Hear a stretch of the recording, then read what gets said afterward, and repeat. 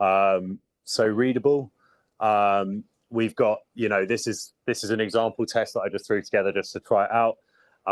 Can anyone even work out what that's doing from a quick glance?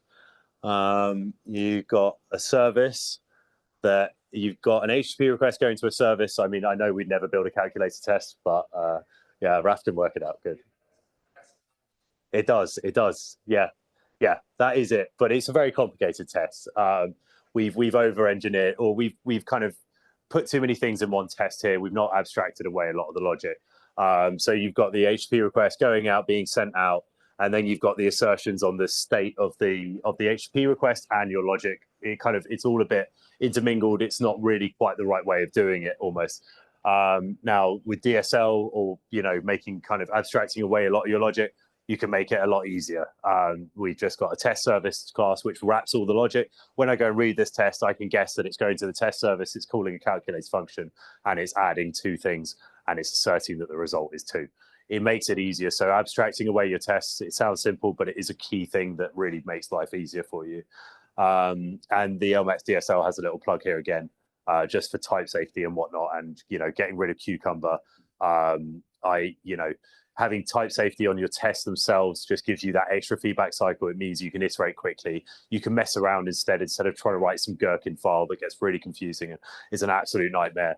You can just write a little. If you wanted to go and test out how the exchange takes an order, you just write a test for it. You just use a function. You don't have to kind of work out your gherkin syntax, etc. So I do highly recommend simple DSL. It is a big change here. Making tests reliable is the next most important thing. This gives a shout out to, the next bit does. So I think a reliable test kind of has 2 key factors: determinism, which has got a very boring thing here, very boring definition here, but it's basically the same input gives the same output.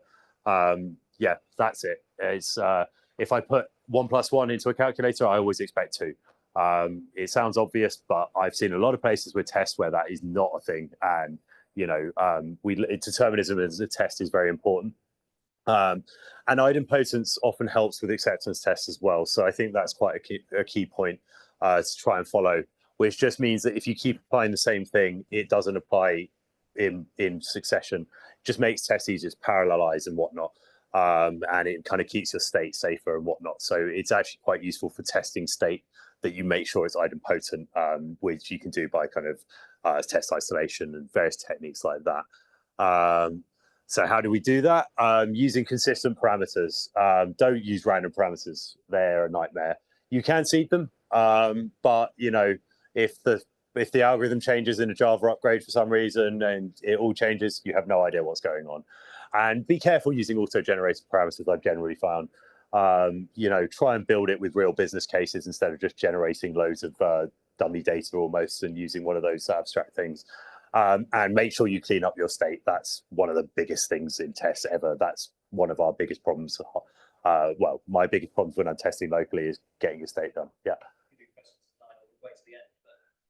How do you get over the hard coding problem if you don't use that? Because I use random parameters in my tests all the time. Yeah. To get over that problem of you just hard code all the output, right? Yeah. Well, the next slide is about fuzzing. So I think there are kind of 2 parts to this really, which is that you've got deterministic idempotent test for your business logic. You kind of have a black box of input in, input out. You just make sure it's the business logic, the raw business logic. But then we also have deliberately unreliable tests, aka fuzz tests, where we use more random stuff. Now these run kind of they run in a separate job. They're kind of treated slightly differently for us. And they are tests that try random inputs. That means that things break more often because, we might have missed this edge case. It is quite useful to run them quite often, but we keep them separate to our core business tests. They are more likely to be flaky, and debugging is a nightmare if you don't do proper logging and proper keep track of all your state and your logs and log that out on every test run. So I think the kind of core business logic is good documentation. Keep your randomized tests separately. So deliberately unreliable tests are actually quite useful in some cases. We do use them, but they're going to be flakier, so we keep them out of our main test bulk. Yeah. I think that raises more questions, but we can wait. Okay. And repeatable. This is where a shout out comes to Trish for Auto Trish. Yeah, this is a tool we use called Auto Trish, which is about flaky tests. Flaky tests are tests that randomly break. You don't know why.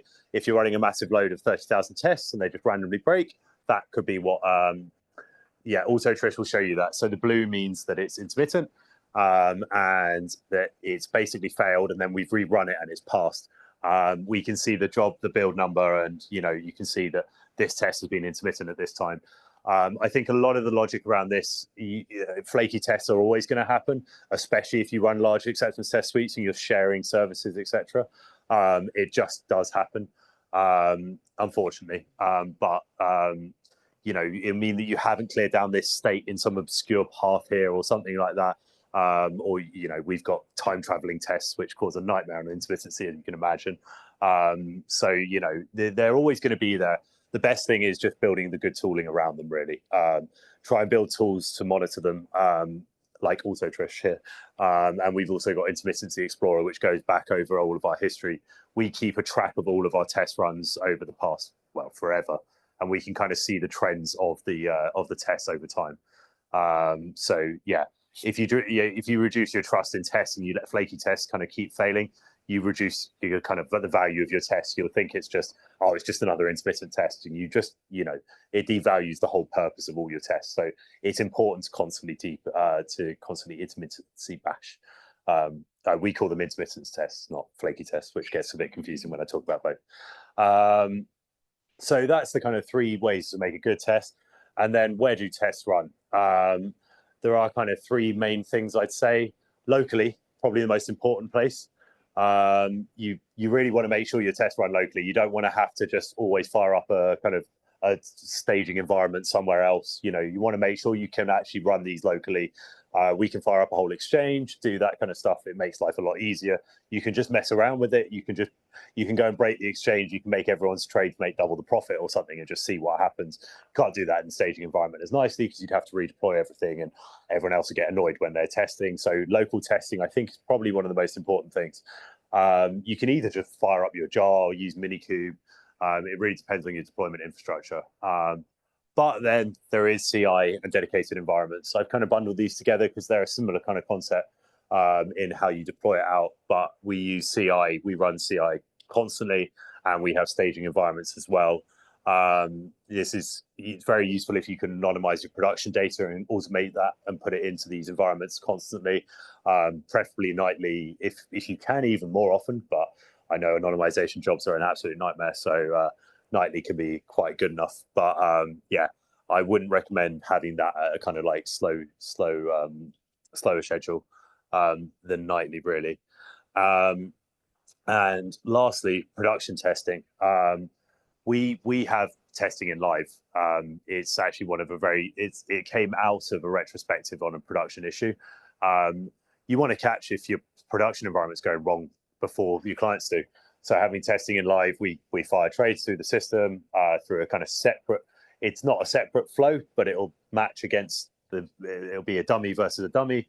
It keeps us aware of that the production system is going. It can give us some latency metrics. We can know if connectivity's dropped for any reason. Unfortunately, systems do just die randomly. Your network switch might die. You might not have failover work or something. All sorts of things can happen. So production is actually another place to test, which can be alien to a lot of places. And it can be hard to sell the business on the idea that we're going to pump dummy data into production, but they don't like that often. But it is a worthwhile sell if you can get away with it. Yeah. So that's all on testing really from me. But then the next bit really, I think, is continuous integration, which kind of goes alongside with testing. We did talk about CI a bit. But there is a hefty quote here about continuous integration is a software development practice where each member of the team merges their changes. I've bolded the main things. It's basically keeping everyone on the same page at all times if you can. We're all developers. We all pull different branches. You don't want your branch to go miles off everyone else. So commit small, commit regularly is just a key thing. We don't even do PRs here. We just commit straight in. And if the CI breaks, you revert. But that is hard to get to, I have to admit. But yeah, That's what the automated build is for. You know, it's for testing that, and you can push constantly, and then everyone's on the same page. It means you're not going to have these massive forks of features that kind of get impossible to merge at the end, and then you just cause yourself more grief and more production issues in the future just from that. It's not only Jenkins, it's kind of the whole principle of commit frequently, commit regularly, although Jenkins is or Jenkins or automated tools are the kind of the most common ways of introducing this kind of pattern to your workflow. So when to run CI? This is kind of something that I didn't really think about before I joined LMAX. JP Morgan, we just ran CI on a commit. Here we run it every commit, and we actually schedule them as well. So every commit is quite obvious why you do it. If you break the build, you break the build. You know, we know that commit is the thing that's caused the problem. We actually have a concept here of embargoing as well. If things are going really badly, and if things are going really badly with commits, we do an embargo. So if the build fails on CI, block more commits going in. Stop that kind of thing straight there. Don't let more go in. You can put in Git hooks to kind of prevent that happening. Sorry to interrupt. Does this mean you don't mind breaking stuff? What you really, really hate or causes trouble is having multiple breakages stacked on top? Yeah, because if you've got multiple breakages, it's just so hard to work out which one's broken it. I might have pushed a fine commit, and then actually I can't do anything, and it might be that this commit has actually broken this commit, and then I've done a double whammy of fun. And gives you a decent chance. Yeah, and it kind of encourages this revert first, ask questions later principle, which is a big thing we do here, where if the build breaks and you pushed it, revert it. If someone else has broken it, revert it. It's not a blame game which I feel like, if you revert someone else's commit, you're just getting the build back. It's not like you're saying, oh, you did bad code. It's that it broke the CI, they need to fix it. And it's just that principle. If you've got enough tests, it kind of gets there. And as we said there, it kind of prevents it getting unmanageably broken, which is quite an important thing because, you want your CI to be trusted and reliable. You don't want to have kind of stacks and stacks. If someone breaks the build in the morning and no one fixed it till the afternoon, what do we do with all the other commits? It gets a bit of a nightmare. So embargo is quite a useful principle to have on your commits, like you're preventing people committing more if CI is broken. But then we also do scheduled commits as well, scheduled CI runs. So, when we were talking about flaky tests, for example, how do you know that your tests are flaky? Run them more. If your CI says we've got loads of CI servers sitting there, they're not doing much overnight when, we've got teams in New York and New Zealand, but they're smaller teams. They're not committing as often as London. So while the CI is down, just keep running it. You'll get more build metrics. You get more kind of flakiness metrics. You'll see more that's going on. You'll get a better feel for what's going on. And as long as you've kind of got the CI system there to support it, it's fine, really. CI tools, build scripts for local reproducibility. We try and script everything we can and make it. You want to run the same build remotely as locally if you can, just to replicate it. And there's various environments and runners. We use Jenkins, but I've had good experiences with GitLab CI. Less good with GitHub Actions actually, but it's each to their own really on that front. And some examples of metrics to take: build times. They're all the same for builds and tests. Builds and tests I find are just as important to kind of monitor in CI. But times, results, flakiness, and trends, they all kind of go hand in hand with each other, and you can kind of keep track of things like that. And the more granular, the better, because you never know. If you can store the granular metrics, you never know when you're going to need them in the future. You might have a test that, suddenly slowed down after, you didn't notice it had slowed down for, let's say like a month or something. And you go back and you see, oh, this commit was the one that slowed it down. So you can go back to them. Granularity is good there. Moving on a bit, so we do pair programming as well. That is a very good thing for fast feedback. Pair programming as much as possible. We do it pretty much exclusively. It's actually rare at LMAX that you get code on your own, which sounds crazy, very hard to sell to the business because business sees it as two developers doing one developer's job. It isn't. It's probably not as efficient in some ways as two developers, but there are a lot of benefits to it.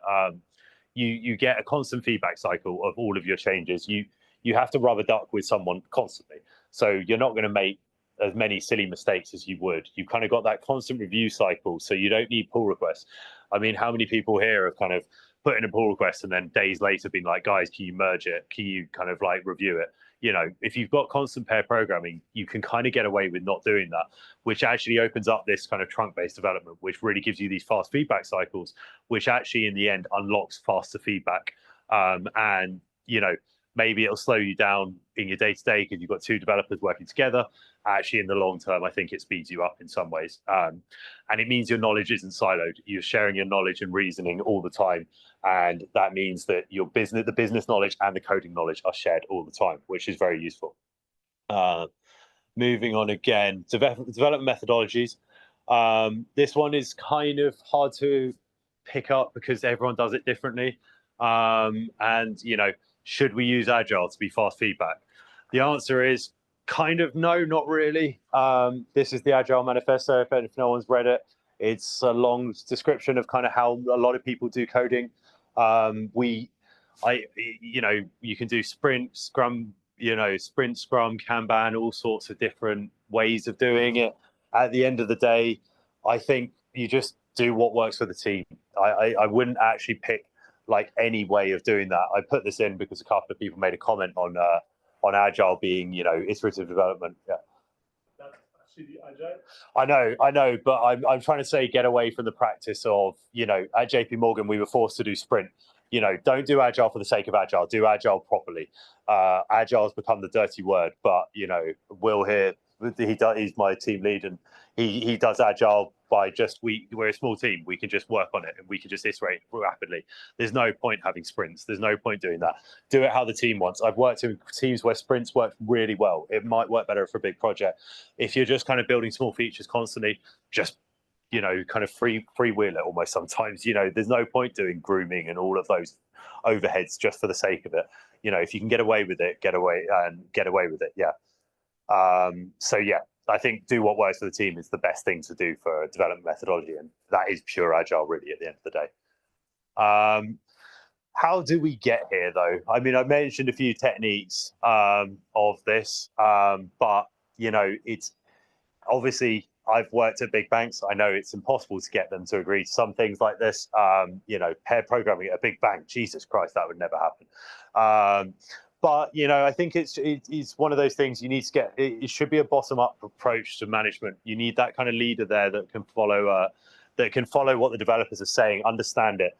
It's hard to kind of you can't have a coup and get rid of your leader, of course, but you know, you need to encourage your leader to trust you and let you experiment with things and try out new methodologies. You know, developers know how they work best, so it is an important thing to do. When you're trying to pitch this to the business, the best way is go to them with metrics. Just do a little trial on a project, like a smaller project. Try out some new things. Go back to them and say, look, we managed to deliver this under time because of this, or look, if we go and fix this part of the CI system, we'll actually save this much time in the future. Business cases like that really help. And with banks, if any of you work at banks, bugs are always a massive thing at banks. I remember. How often are you having bugs? They probably want to fix that. It's a good excuse to get this sort of stuff in. You know, it's that work now to save time later principle and get things reliable, because fast feedback isn't really just fast feedback. It's fast, reliable feedback, I think is the best way of doing it. We have dedicated productivity time. So every 2 weeks, we have 2 days for developers to just do what developers want to do. Be like, you know, the team will have a backlog of things that they've thought of over the time. It might be fixing this part of CI. It might be, you know, introducing some new service to a cluster or something. You know, building up a backlog of that, it makes life a lot easier to track what you need to do. And if you build up a backlog, you can prioritize and pick which things are going to be most productive, which ones you can get. And then if you can get the business to trust you, you can get dedicated time. Even better, like regular scheduled time is the best, I think, because you just get it into your system that this is going to be it. You know, delivery that week. Okay, we're working 3 days this week, 5 days the next week. But you know, if the business is getting that shirty about that time frame, it can be quite annoying. Otherwise, you can kind of try and make sure you get some time in between projects to kind of deliver on these things instead. The business will often be very happy with you when you've done something great and delivered a project. you can say, look, we can do it better next time if you give us a couple of weeks now. I think that's probably the best way. But yeah, I think a backlog of work to work on in this productivity time really gives you a good focus, because you don't want to waste time in this time. You want to have direction and follow what your team needs to do. Monitoring time wastage. I mean, how long do we sit around waiting for builds to finish? You know, it's such a waste of time. Like I hate, you know, slow builds will attest to that. I complain about our build time all the time, and it's only about 20 minutes for everything. Did I die again? No. But yeah, it's only about 20. Oh no, maybe not. It's only about 20 minutes for our whole build, but you know, that's still too slow for me. When I was at Bloomberg, it was 4 hours to build. So, you know, that was a huge time waste, a very slow feedback cycle at Bloomberg. But, you know, and then things like, you know, if the build fails, could you have picked it up earlier? Like, you know, if you've waited 20 minutes for the build to fail, you know, why didn't you pick it up in local testing? What did you miss there? It's worth kind of keeping an eye on that, because at the end of the day, you'll have to context switch back to your change. You know, it is time wasted. It's worth keeping track of this, because, you know, you can actually kind of try and pitch the business better with that. And then lastly, I guess the last thing really is taking ownership. LMAX developers own everything on the CI front. Milnes will kind of disagree with some of that, but we try and own as much as possible as developers. You know, having a shared CI between every department or something at a bank becomes a nightmare, because you want to add a new job, you have to put in a ticket, you know, things like that. It's a lot easier if you can get ownership of all your processes, your code base, your hardware.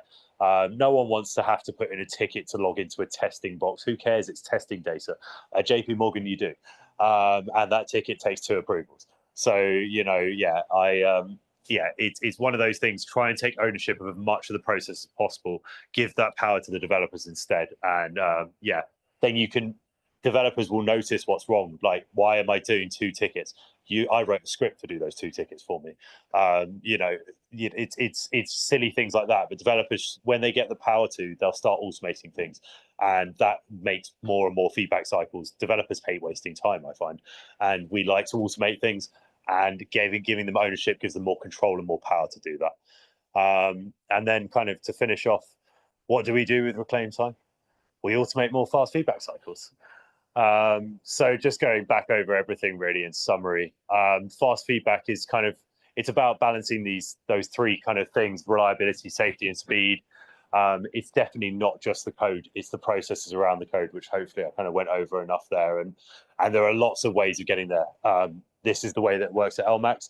It might work completely different at your company. I think the best way to get out there and do it is just experiment with things and try and break things. And the more things you break, the more things you learn. So yeah, thank you very much.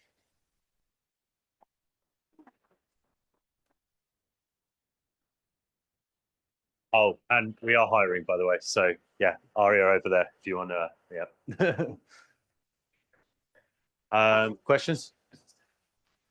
Yeah. I'm a bit apprehensive. Hello. I'm a bit apprehensive about this use of the word "we like to go fast." It can mean different things to different people. Yeah. I noticed one of the big controversies in Scrum is with the title of Sutherland's book, but he wants to do twice as much work in the same amount of time. Yeah. Which is easy to do if you want to be black-hatted and evil. You can do lots of crap in the same amount of time, and you can mess with any metric in principle. So it's what I think, where I think I could agree with you is if you, by fast, what you meant was I wanted to be responsive. What you want to be able to turn the wheel and I can feel the boat moving straight away. And if you're a developer and you make changes and you can respond and learn quickly and fix your mistakes quickly, that kind of fast. Yeah. Is that what you meant? Yeah, well, I mean, fast feedback is, it's not just, not just delivering fast. It's about getting your feedback fast. Maybe you deliver slower in some aspects because you need to we don't deliver slow, I guess. It's the speed of delivery, but it's actually the speed of your feedback as well. Responsive, responsive. Yeah, we can be very responsive because of this. If the business came to us with an urgent requirement tomorrow, we would be confident. Like, maybe I'd break the test on the new change, but I will not cause a regression. I know that for sure. So yeah, there's that kind of, I think it's more, responsive might be a kind of good way of describing the speed, but the fast feedback cycles are just, getting the feedback cycles time shorter, and then that enables a lot of other things really instead. You can understand what the current state is without having to wait ages. Yeah, exactly. Yeah. Hey. Yeah, I'll pull it. I don't know if it's working. Yeah, kind of, but you have to get really intimate. Yeah. I'm just looking weird, but all right. Well, brilliant. Thank you so much for that. Yeah. One thing, and I hope no one takes offense, the developers in this room, I see all the time is developers try to find a home in the architecture and settle there. So when you talk about ownership, a huge problem I have is trying to make the whole solution, just something that they should completely own. So, they should think about the starting point where the data comes in and everything happens and it goes there, this happens, write the test like that, think about the whole system. Just the more expensive you think, and I have to say, great people, I love working with them, but it's an uphill challenge all the time. So what is your definition of it? Do you succumb to that and say that, well, it's the human nature, I'll let them be and everybody pick a home and live in that nice place in the architecture? Or do you say, no, you have to understand it all? Well, I think with fast feedback, you don't need to understand it all. You can just rapidly iterate, and you can break. You don't need to almost. Pair programming a lot helps with that, because you kind of, when you start LMAX, you pair with more senior people, you learn more from them. So we don't build that kind of isolated, like solo thing. We rotate pairs a lot. So I think that's kind of how we fix that. Yeah. The knowledge is shared around because of that, really. I think that's the best way that LMAX does it. Yeah, that's really logical. Thank you. Yeah. But you can throw it. It's meant to be throwable. Yeah. Health and safety. Yeah. Following on from that, I have a very specific definition of DevOps that I've used a lot, which is a team is doing DevOps if everybody in the team is allowed to do everything it needs to deliver the software. The individuals might not be able to, but that there's nothing in their job title that's stopping them from doing it. And I found that generally at some point they get interested enough that they will in fact do that. Yeah. I don't have a question. You said you're pairing almost, it sounded like 100% of the time. Yeah. Or maybe 95, I'd say. How well does that work remotely versus in person? And what amount of time do teams spend together?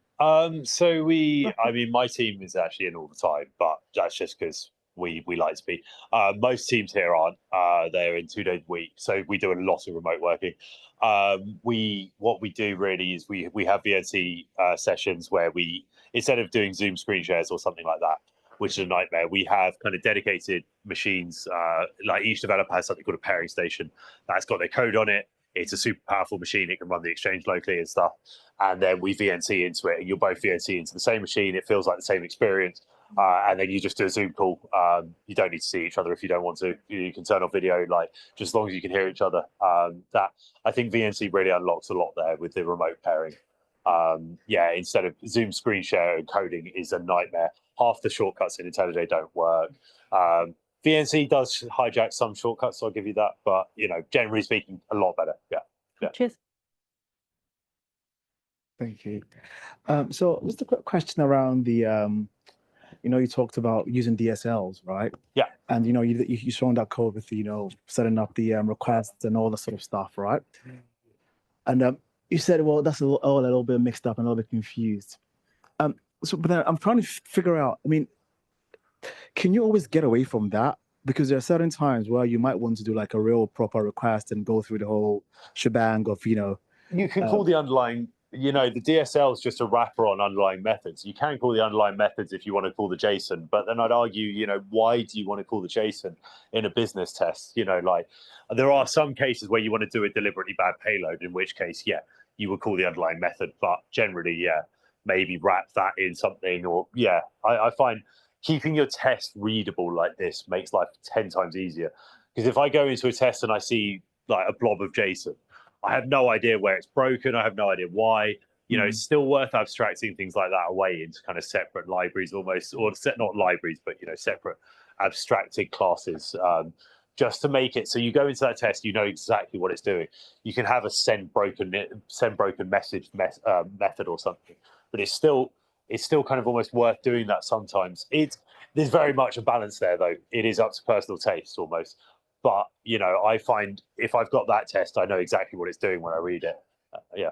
And Trish. Can I make a comment about the DSL? Apart from readability, what was really helpful at LMAX is that if you change the API or if there's some underlying bug that you need to change across all the JSON string, just do it in the DSL. You don't have to find a place across all of your tests. Yeah. So the extra abstract level with the DSL, flaky tests, for example, addressing some of the async weights in the DSL, address huge swathe of flaky tests instead of having to do it test by test. Yeah. So that extra level of abstraction adds readability and maintainability as well. It's really helpful. Yeah, true. Very good point. Yeah. One other quick question. Yeah. Writing tests is difficult. It's hard. Yeah. As in writing good tests. You know, everybody can write tests, but actually writing useful and good tests, which, you know, the last thing you want to be doing is changing your tests all the time, right? So, how do you guys make sure that, you know, these are quality tests and not necessarily just quantity? It's a very good question. It comes down to, I guess, experience and just people knowing the business domain, you know, correctly know what they're trying to aim for from these tests, because you could easily write a new feature and miss edge cases and whatnot. We do have a principle here where we have embedded testers, software developers in tests. We call them testers, but they are SDETs basically. You know, they working directly there. Their job is to kind of work with us, and they're part of the team. There's no distinction between them. Like, you know, they're in the team and they're there to think about those extra edge cases, because developers like to just build fancy architecture and whatnot. The testers are really there to kind of rein us in and, you know, make us think properly. But I think having SDETs as part of the team instead of a separate team really kind of encourages that and makes them part of the team. They're not always writing tests. They're sometimes writing the core code with us as well. You know, it's just that their expertise is testing. So yeah, I think that's Thank you. Cool. Yeah. Thank you. Great talk. I was curious about your branching strategy, where your developers commit straight to the mainline branch and have reverse if there's problems in that system. It kind of made me wonder, though, about why you guys didn't take an alternative approach of creating like short-lived feature branches almost off of your main branch and running your CI off of that before merging your changes into. I think one of the things is it kind of breaks that CI principle of merging quickly, keeping everyone on the same page. If you pull a feature branch, okay, sure, I can say I'm only going to do it. I'm going to pull a new feature branch every day, but I never will. Like, I know I won't. I'll pull it and then I'll get distracted by something else, and then my feature branch is now 3 days out or something. You know, if I'm constantly building small commits and pushing them in, it means you kind of get encouraged to build small, reliable commits that do a tiny part of the change instead of having a big bang approach. I've never worked anywhere that successfully used feature branching with small commits almost, because with feature branching, it encourages PRs. PRs add extra overhead. And I find it just, you know, having this trunk-based development where we're all constantly committing to trunk and then reversing quickly, it just means that we do follow that commit regularly. Like, if I want to mess around with something, I'll just put in a message in Slack saying, right, I'm probably going to break build, but let's see what happens. You know, you're encouraged to just all be on the same page, as opposed to if you've got lots of feature branches here and there, I could be working on one thing, Haskell could be working on something else, and, you know, merging it at the end becomes a nightmare. Whereas if you're all on the same branch, it's just constant iteration on that thing, and it just makes life easier, I find, than pulling feature branches, because feature branches aren't short-lived. I've never really managed to make short-lived feature branches. It always, yeah. So yeah. I think that's the best way. Having trunk-based development really does encourage that small commit, and it encourages you to push good code straight away. With a feature branch, you can experiment in your own way.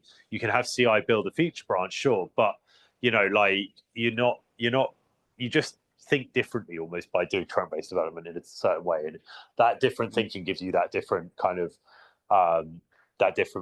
mentality to fast feedback, really, and gives you that faster feedback. Yeah, definitely. Long-lived feature branches will make you lose the advantages of that fast feedback, but I think, like, from a process point of view, it does work out to be safer if developers do have that feature branch. Short-lived feature branches, but, you know, still have that CI to keep your mainline branch. It's safer. It's just slower, I think. Yeah. I mean, it depends on like how you handle your feature branches and stuff like that. Yeah. As a team of 30 globally, 30 globally, we are producing hundreds of commits per week. Hundreds. Yeah.